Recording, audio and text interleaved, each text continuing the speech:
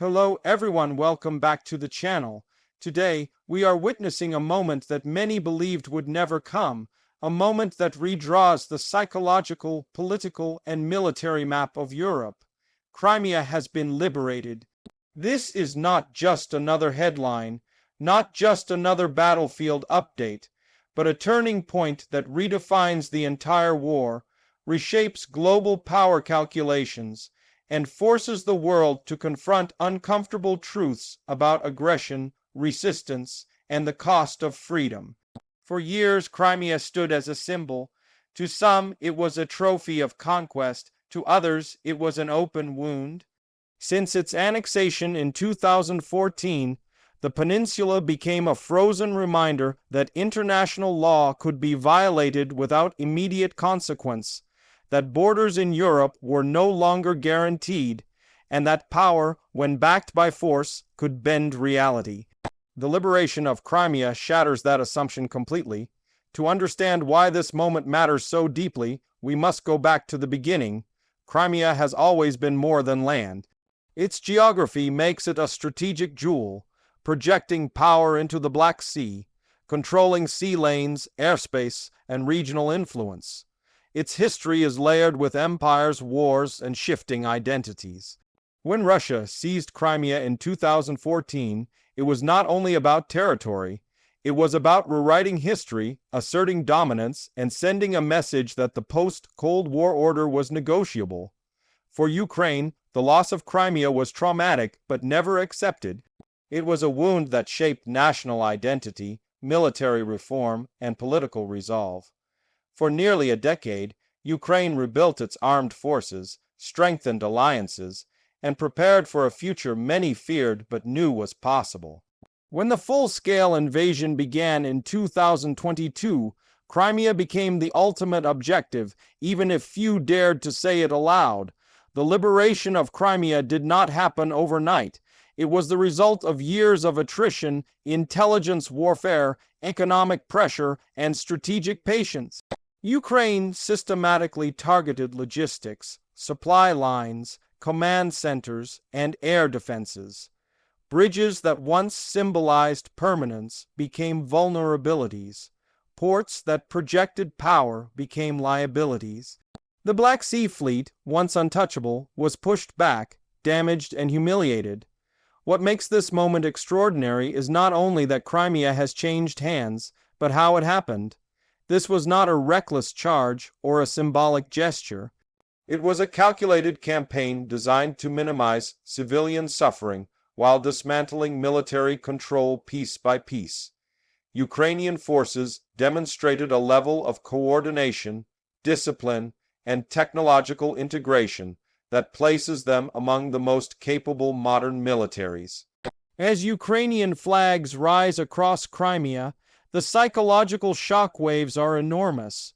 For Russia, Crimea was sacred ground, repeatedly declared non-negotiable. Its loss strikes at the heart of the Kremlin's narrative of strength and inevitability. It exposes the limits of military power when faced with determined resistance and international support. It forces Russian leadership to confront a reality they spent years denying. This war cannot be won through force alone. Inside Russia, the impact is already profound. Crimea was sold to the public as a historic correction, a patriotic triumph. Losing it is not just a military setback, it is a narrative collapse. Questions once whispered now roar. Why did this happen? Who is responsible? What was all this sacrifice for? These questions do not fade quietly. They linger, they spread, and they destabilize. For Ukraine, the liberation of Crimea is more than victory, it is validation. Validation of sacrifice, resilience, and belief. It proves that no occupation is permanent, that time does not legitimize injustice, and that smaller nations, when united and supported, can defeat larger aggressors. This moment will be taught in military academies and history books as a case study in modern resistance. The civilian dimension of this liberation cannot be ignored. For Crimean residents who lived under occupation, This moment brings relief, uncertainty, and hope all at once. Years of propaganda, repression, and forced loyalty leave scars that do not heal instantly. Reintegrating Crimea will be one of Ukraine's greatest challenges, requiring justice without revenge, security without oppression, and reconciliation without forgetting. Ukraine now faces the monumental task of rebuilding trust. Infrastructure must be restored, governance re-established, and human rights guaranteed.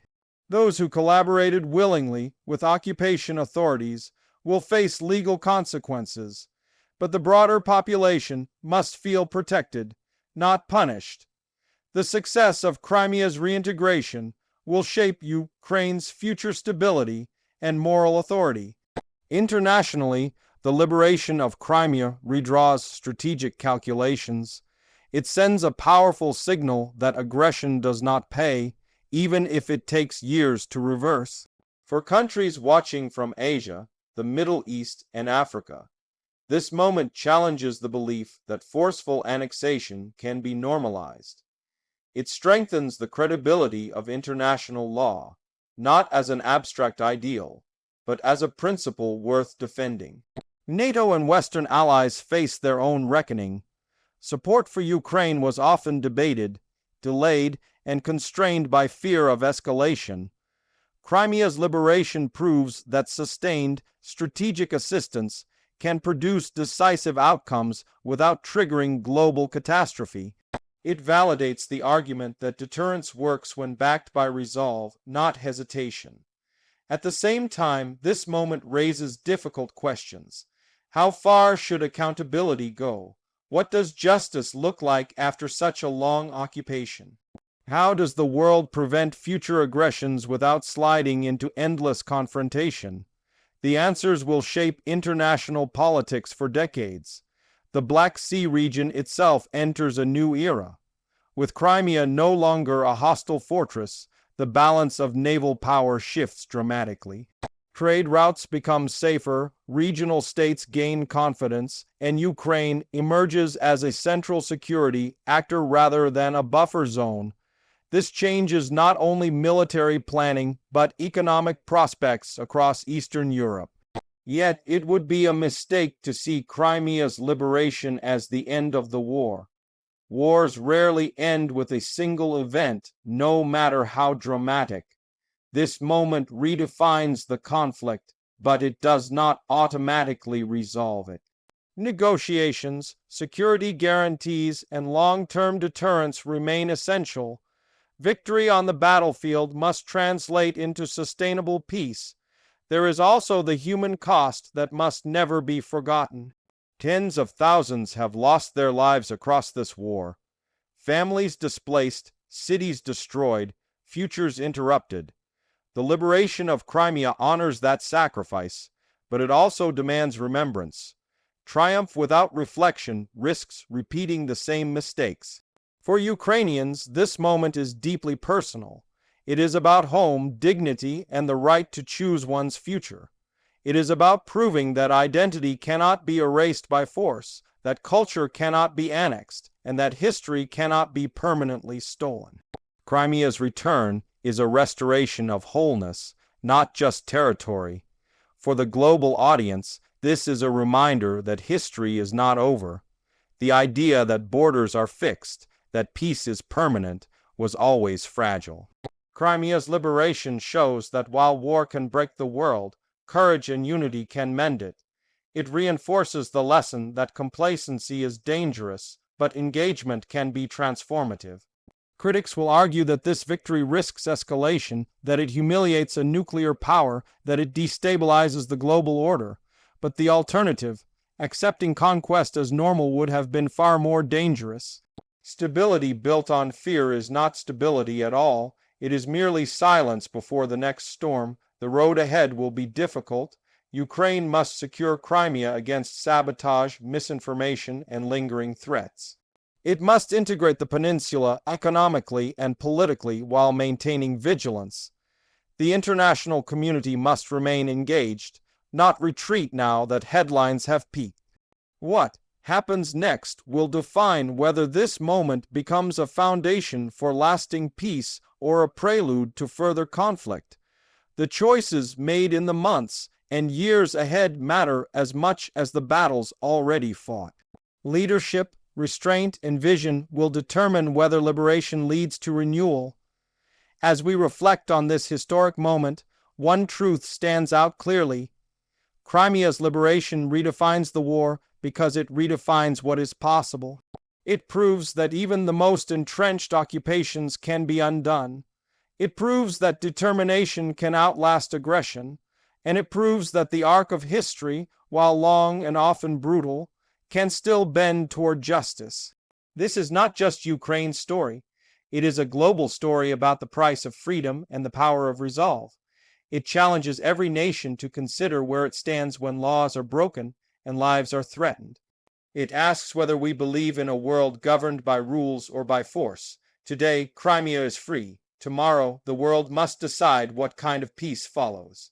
The moment redefines the war, but it also redefines us, our values, our courage, and our willingness to defend the principles we claim to hold dear. Thank you for watching. If you found this analysis meaningful, don't forget to like, subscribe, and share your thoughts in the comments. History is unfolding before our eyes, and understanding it has never been more important.